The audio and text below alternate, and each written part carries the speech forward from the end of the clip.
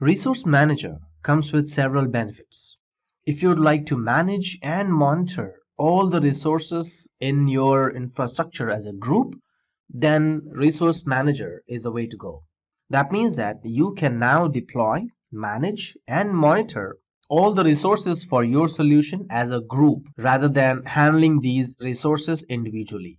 You can repeatedly deploy your solution throughout the development lifecycle and have confidence that your resources are deployed in a consistent state. You can manage your infrastructure through declarative templates rather than using scripts. You can define the dependencies between the resources so they are deployed in the correct order. You can apply access control to all services in your resource group because role-based access control is natively integrated into the management platform. You can apply tags to resources to logically organize all the resources in your subscription.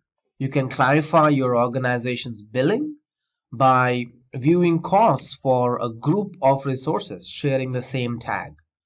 And that is exactly why tagging is important. So if you have tags with the name, let's say development, you can identify what is the cost for that development business unit and then charge them back. And this is done per resource group.